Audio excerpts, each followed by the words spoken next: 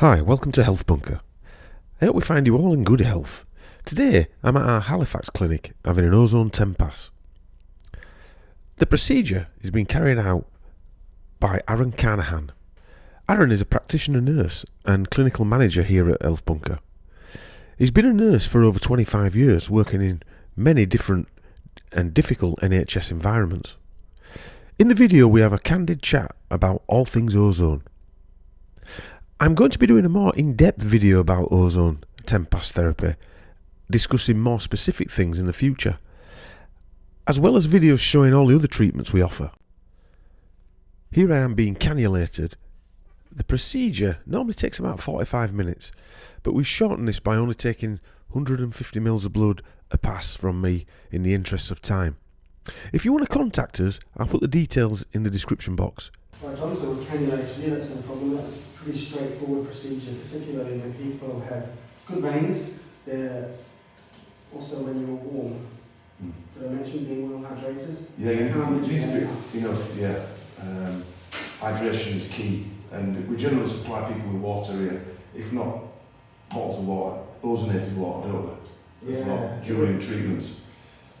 Ozonated water is another excellent therapy, whatever you want to call it, but it certainly wakes you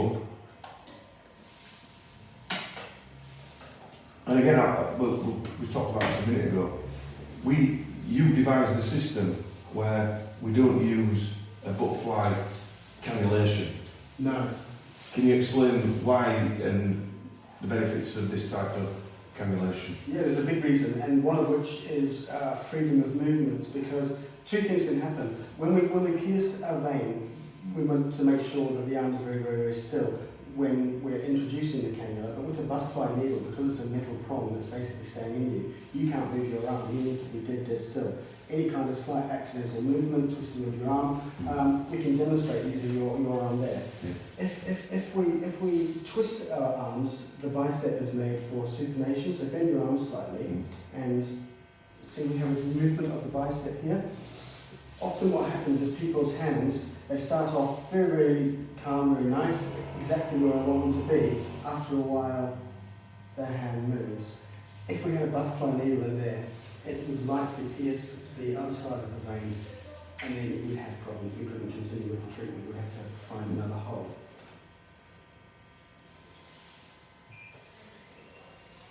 So often people want to know what a pass is, and a pass is essentially blood coming out of the body into the eye set, mixed in with ozone and an anticoagulant so it doesn't turn into sludge outside of your body, and then passed back in. That's one pass. Yeah.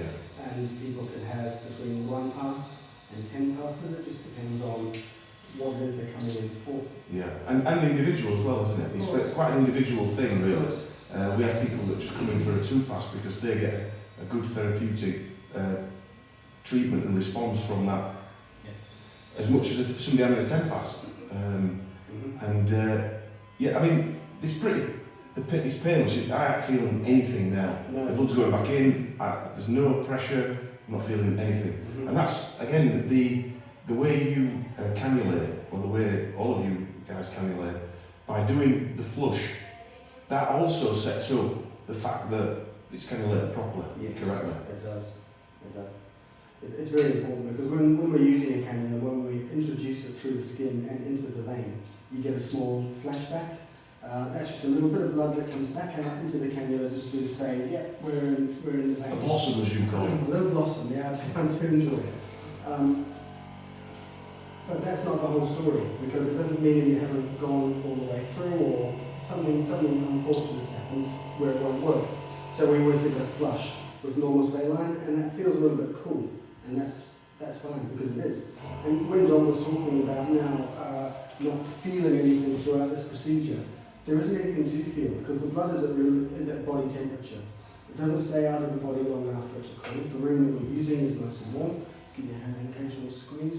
Or if you feel the tourniquets tighter, just give the ball an occasional squeeze. But with an IV drip, for example, like vitamin C or modified Myers, that's at room temperature. So it does feel cooler going through. Yeah. Your own blood won't do that.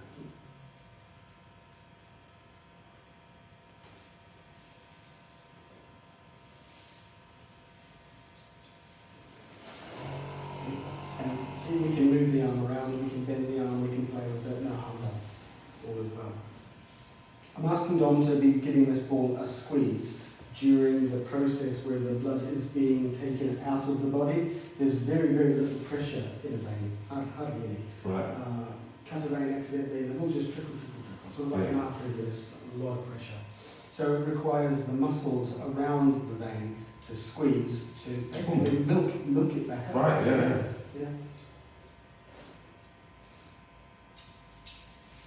Okay, that's loose now, so we can just relax your hand.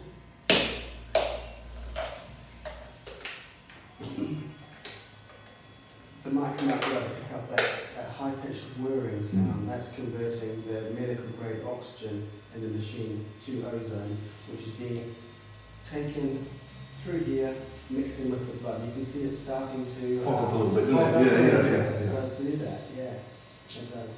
And we've got this agitator whirring around. We can adjust it, we can do what we want to do with it. And it also depends on the volume of blood too. But we want to be doing two things here. We want to make sure that the blood is not being static, so we'll be mixing in and with the heparin, as well as mixing in with the ozone when it's coming back in. Now, I found when I had my early treatments, not from you by the way, going back 4 years ago, when I went to the toilet afterwards, my pee was brown. Okay. Yeah, and that was going back to what you were saying there, because it was agitated, probably too aggressively, damaged the red blood cells. So if you are getting brown urination after a treatment, it's generally because of the damage to the red blood cells that are passing back through your urinary tract. Yeah, we don't have any reports of that happening. That's because some of the ways in which it used to be done was manual agitation. The blood would get drawn out into a bag and given a good shape. Red blood cells are fragile. They're fragile little things, and there's an awful lot of them. This measurement between my fingers here equates to approximately 1 milliliter of blood. Not a lot, but there's between 2 and 3 million red blood cells in there. So damage a few of them. Yeah, and you're going to pee brown. You're going to pee brown. So, but it's nothing to be worried about either if you do pee brown. It doesn't mean to say the treatment hasn't worked. It probably hasn't been as effective, but you're talking small amounts. But we don't get any reports of anybody peeing brown. I know since we've done our treatments, not even on this treatment I got it, that process. Okay. So there is talk of people peeing brown, but we don't get that feedback at all. So it's obviously something we've done here within the setup. Yes, I think you can partially attribute that as well to the way in which we administer the anticoagulant. Right. We just do it, we titrate it. So it's a larger sort of bolus amount initially, rather than all of it, and then the blood is being whacked around. And that's what used to happen. They used to get, I think it was about 2 mils directly in, whereas we now do it over a process of 10 passes though. Yeah, a little bit added at the right amount per pass. And the amount of blood that we take out as well makes a difference, which we aim for a certain volume, which is around about the 150, 180 mark. But if you're very, very small and very old and very frail, that constitutes a much larger percentage of the overall blood volume than what that would be if they're a large man like yourself. Now, 2 weeks ago, I came in for treatment, and I'd just come out of home from the infrared sauna. And that was probably the quickest treatment I've ever had. So it was about an hour after I'd been in the sauna, and the treatment was ridiculous, like 27 minutes. And I mean, that doesn't say that speed is the essence, but it was just quite interesting to know what an infrared sauna has an effect on with ozone. And I know the absorption levels were higher as well, because I felt the absorption levels. We're going to, as you know, we're fitting a new infrared sauna in within the next 3 or 4 weeks into upstairs. So that's going to be an interesting process. People having a sauna before a 10 pass.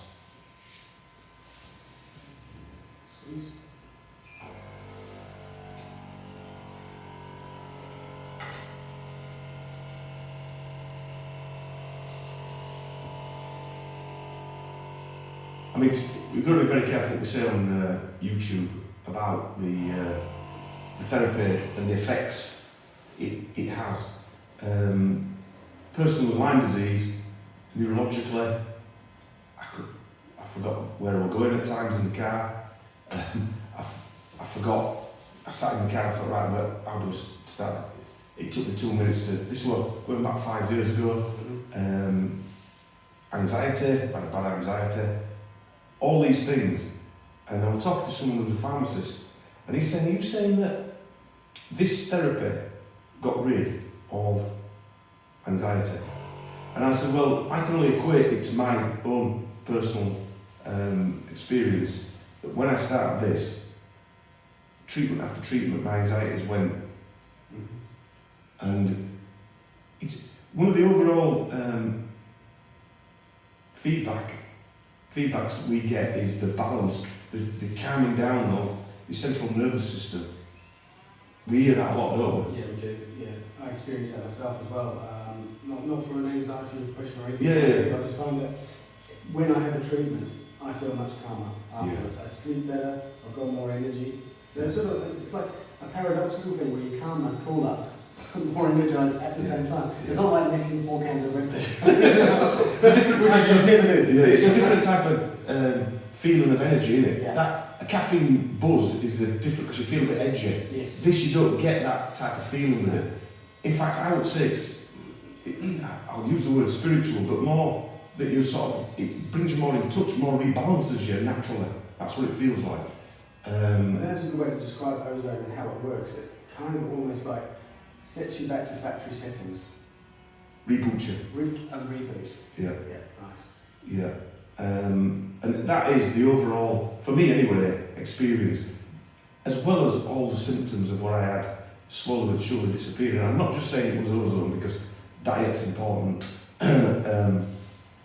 some supplements are important, herbs, parasite cleansing. I mean, parasite thing, I can't go on enough about getting rid of parasites is key. I mean, heavy metal's probably another one, but ozone's got some sort of fantastic,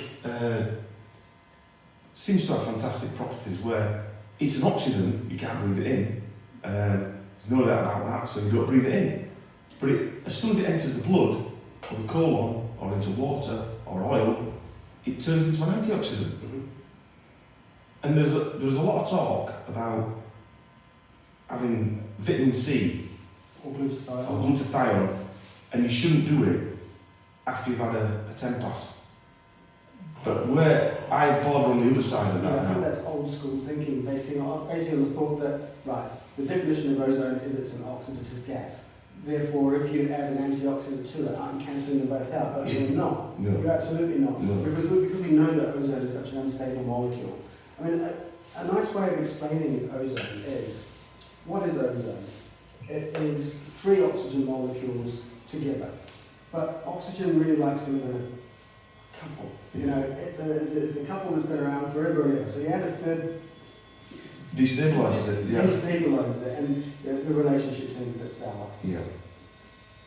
So it rapidly wants to reconvert back to oxygen. But when it makes contact with the blood, it's not ozone anymore. No. It changes. Instantaneously, it changes. There's a perioxidative process, and that is basically where it comes into contact with the fat lipids, and there's lots of pathways in which it works. But ozone itself basically sets the stage for good things to happen. Yes. So it modulates your immune system, it's very antimicrobial, all of those great things. But it's eliciting what they call a second messenger response. Yeah. So it's basically going, hey, do something else. Do something else, Do yeah. something- Like I say, it's a reboot, isn't it? And an antioxidant will not cancel out another antioxidant. It's probably virtually impossible, that bit, to do. Yeah, that's why so many people like the combination of glutathione as well as vitamin C. They're wonderful.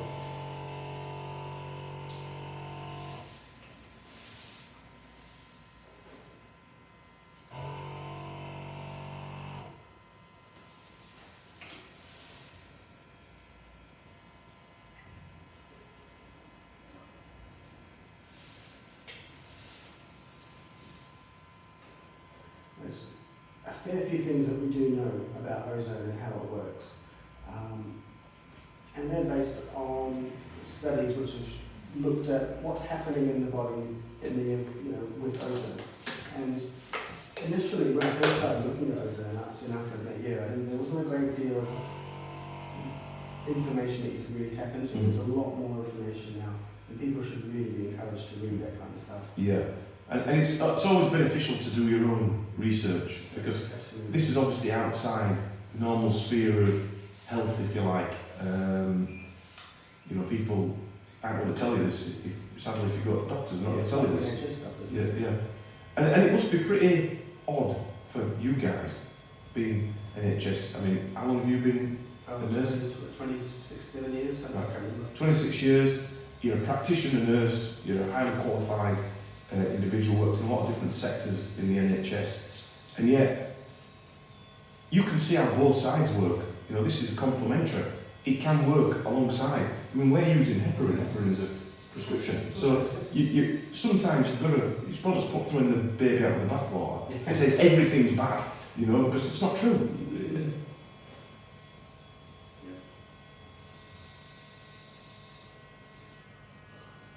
But the energetic effect, we have sports people come in, the performance levels, I know from my own training, the performance levels, the days after a treatment is, well, the guys come in and tell us that they're lifting more, they're running further, they're, you know, even some professional athletes come in and because it's natural, you're not utilising, you're not any performance enhancing drugs or anything like that, you know.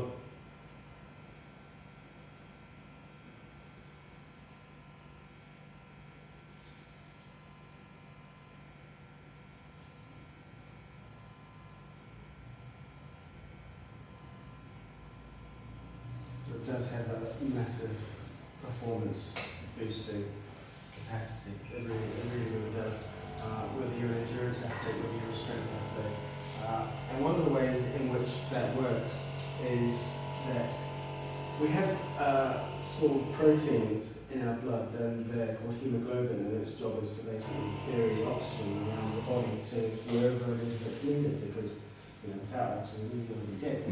So it's utterly essential. Because it's so essential, our body actually likes to hang on to it to as much as possible. So in case there's a big grizzly bear behind you, you utilise it. Away you go. But because that never happens. These things are laid on. They're kind of always on the back bench. You know, it'll give out your oxygen to what you need to make sure that your tissues don't die. But it's not going to be utilising it as efficiently as it possibly can. However, when you add a very oxygen-rich environment to the hemoglobin, which carries the oxygen around, it can kind of think, do you know what? There's a surplus. There's plenty of it. I'm in this environment. I'm quite happy to give off what I normally keep in my back pocket. I mean, I can feel myself waking up, my eyes feel brighter, you know. It's really worthwhile actually mentioning how you feel during the Yeah, process. well, eyes feel brighter. A lot of people start talking more, they'll come in really quiet, they'll start talking more on the third, fourth, fifth pass. You can see it, can't you? And they leave. Karen was one of the nurses, she had a 2-pass, she was tidying her house until 3 o'clock in the morning, the first time she did it. One of the other nurses, which was a phlebotomist, she came off a thyroid medication for 2 weeks after just a 2-pass, which I found pretty astounding, to be honest with you. And often it's about this point, sort of early in the treatment, and it's an ongoing thing that can last for days, weeks, that clarity of thought. Brain fog is a big one that people complain about. Well, I mean, before I started this, and I've been doing ozone since 2009, from an ozone sauna to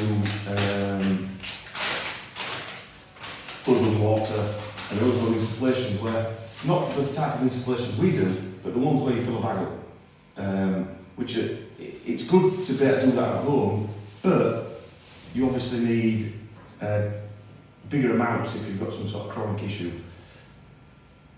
The difference this made, this one treatment, to my life, from the clarity of thought. I couldn't do what I'm doing now. I mean, as you know, I've got several projects running constantly. I didn't have one. I didn't have one project. I couldn't physically, mentally do it. I didn't have the strength. that is the difference. And I'm not getting younger, I'm getting older, 53. You know, I actually feel 10 years younger now than I did in my 40s. Yeah. This is a very popular thing over, particularly in the States. Yes. In the longevity. Yes. community. Yeah. And when I talk about longevity, I don't mean let's try and live to 150. Yeah. What I mean is let's try and eke out as many good years as possible rather than spending our It's the lives. quality, not Quality length. is Yeah. crucial. Yeah. And there's some very robust reasons as to why that might be. At the end of all of our DNA strands, you have what they call like it's a telomere. It's a protective end cap, basically. And over time, there's an attrition of this end cap. It gets shorter. And the best analogy I've come across for these DNA strands in the telomeres is a bootlace. So you've got the end bit over your bootlace so it doesn't get all threaded and shredded. Yeah. You want me to see bootlace? But when the telomeres get particularly short, it looks like they're frayed, the frayed end of the DNA. Right. So the body tends to think, oh, I've got a break in the DNA, that's a bad thing. It needs to kill the cell or I need to repair it. So really increasing maintaining the length of your telomeres is crucial for living well, longer. This is pass number 7 that's gone through. I'm just going to demonstrate what happens if we change the ISET. Because sometimes we need to. Yours are looking fine at the moment, but there's a bit of sludge at the bottom. Yeah. As you see in this here, there is a small filter on the end of it. So often you always get bits of debris floating around in the blood. That's normal. It's completely normal. That's one of your kidney's jobs. It's actually right, this is rubbish. Let's get rid of it. Pick it out. People who are particularly unwell, who have got some kind of chronic long-term inflammation going on, the body's basically attacking itself. And the immune system is designed so that we can just keep going. Just keep going. And the foreign invader is neutralised. Yeah. But the macrophages, some of the white blood cells, they're sort of like a pack. And they're really important macrophages, aren't they? Hugely important. And they engulf what is considered to be a foreign body. It dies, they die. Just bear in mind that cancer patients can't produce macrophages or produce limited amounts. So that's how important they are. Certain types of cancers, Yeah, certain types, sorry. I'm no expert. Cancer is a massive subject in all of mine.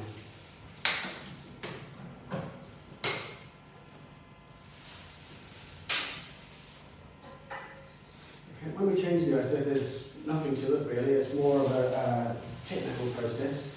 You don't need to do anything. Doesn't mean I'm going to have to stick another hole in you or anything like that. So I'm just going to reset.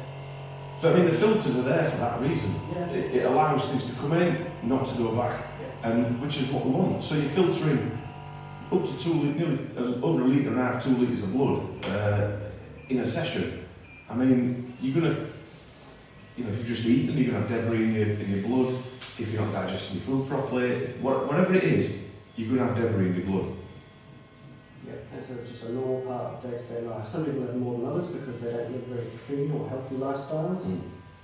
That can be an influencing factor. Also, I went on holiday and I got bitten by mosquitoes, and it triggered an immune response, a historical immune response, similar to Lyme. It weren't as bad, but I still got a few of the symptoms, and mine were pretty heavy after about 7 or 8 passes.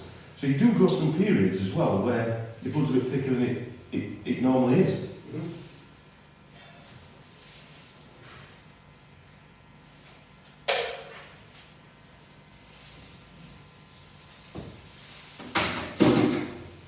But might sound a bit dramatic. I actually think this, from where I was from a mental perspective, or even physical, I think this saved my life. Now, not dramatic that we're going to do something terrible, more I'd have probably disintegrated at some point. That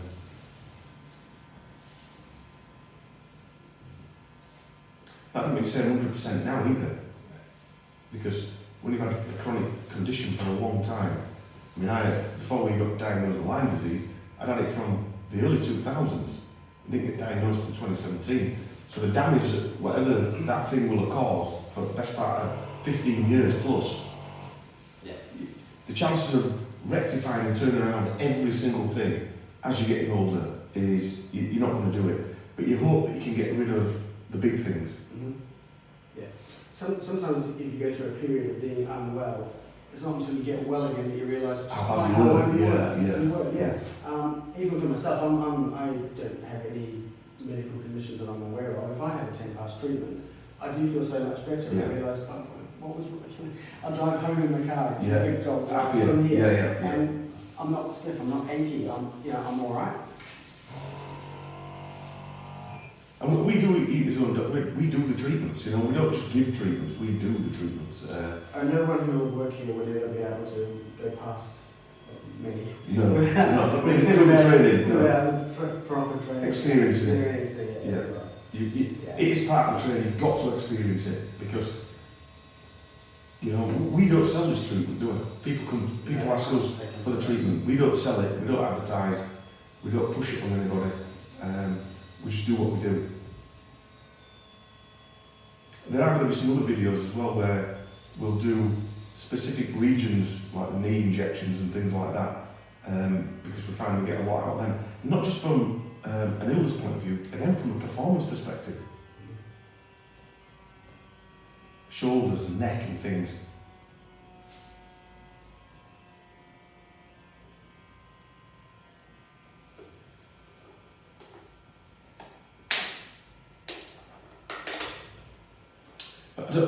I think there's a video in America, I mean we used to watch it quite a bit,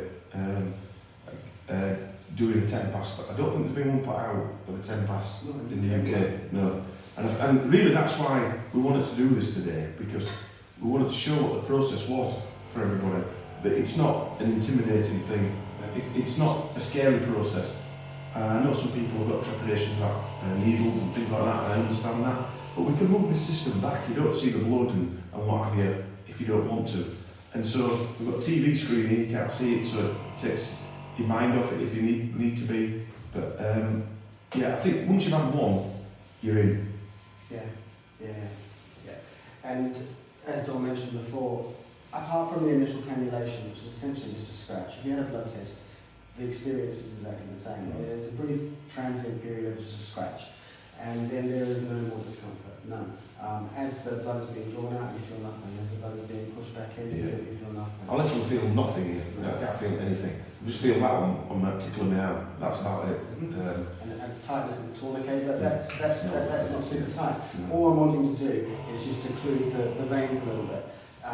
In an emergency situation, like if someone had cut Don's arm off right here, I'd be yanking really tight because I want to put massive pressure on there to occlude the arteries to get it out. This is a different process altogether. It's just lightly tight. Which is actually another good thing that I should mention for people's benefit is clothing when they come here as well. Sometimes people might wear a long sleeve top which is quite tight around here. They try and pull it up here. They're effectively adding that tourniquet on full time, so that when we finish the treatment, it's essentially like you've got a tourniquet on so that people can bleed for a little bit longer. Yeah.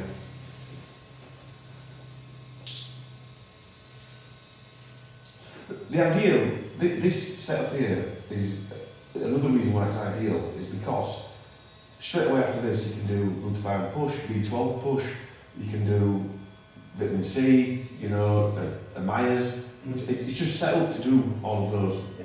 So there's no recannulation or anything. We demonstrated that when we changed the eye set.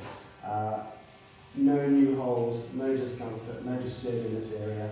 It's all just taped down with some hypoallergenic tape. I mean, we put a lot of thought into this stuff. It's not like we just decided to do this. We had to make sure that the cannula was ozone friendly. You can't just shove something in somebody's arm and put ozone in it. It's got to be ozone resistant. Like this material. Like the material in the bottle.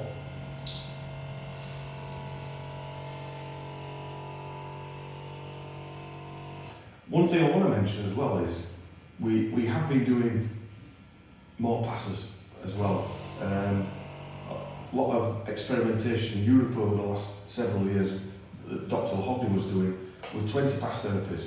And we've done quite a lot now, haven't we? You've done several of them, everybody's done. This is ideal for some. For me, you know, I like coming in over the 10 pass, I feel the benefit. I have larger passes, 15 upwards, but, you know. I do think it's important as well for people, depending on what stage they are in their illness or whether they're wanting to just improve their overall health and well-being, is sometimes starting off a little lighter, working your way through, because there's a reaction which you may have experienced before that it's probably... It hurts my reaction, yeah. Which makes a detox effect, because it's such a good antioxidant, it detoxes you. So I understand that people come in, they want to start with the highest strength ozone and do the most they can, and I understand there's a cost element and there's a time element, but it's not necessarily always the best way of doing it, not just from a treatment perspective, but also for your own symptom reduction, because it could add a couple of days of feeling grim until you actually feel the benefit. So start off light, we can set this at 35, move up through the gears over a period. Straight to the beneficial. Exactly, yes. Because we've spoken to people before who've sort of fallen for that. Not through any fault of their own, but they absolutely have to go abroad. You've got a 2-week window. Try and squeeze in as much holiday as you possibly can. And you've invested 20 or 30 grand in these treatments, you know, and we know people, friends now, who have gone to places, they've been stuck there, the first treatments destroyed them because they were that chronically ill, you know, and they've just basically wasted 2 weeks.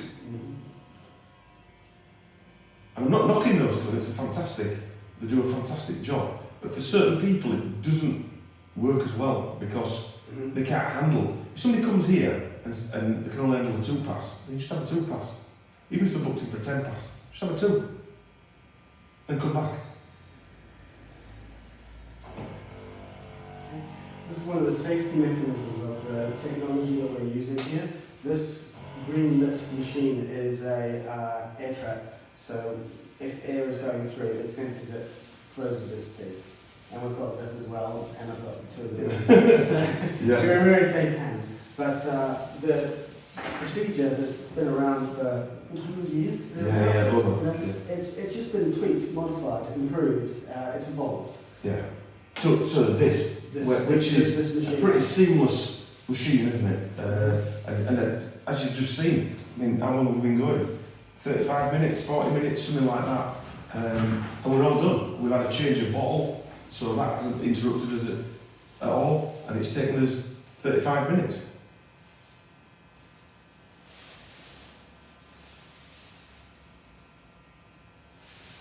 And normally, if somebody coming in after me, I'd be having either a Myers or a 15 gram vitamin C now. And the benefits are, well, I can't actually, it's quite an emotional trip for me. Someone like Aaron, who was doing it from, I mean, Aaron's into his martial arts and things like that, who's doing it from a performance perspective, it's slightly different. But when people come in who've been chronically ill, who you see them walking, and they're not coming walking, it does actually get to you a little bit, doesn't it, Aaron? Yeah. Firm pressure on there, Don. If you can elevate your arm, keeping it straight, higher than the level of your heart, that will stop bleeding much quicker. Apparently I've got one of them. You've got what? A heart? Yeah, I've got one apparently. Oh, yeah. Wife says.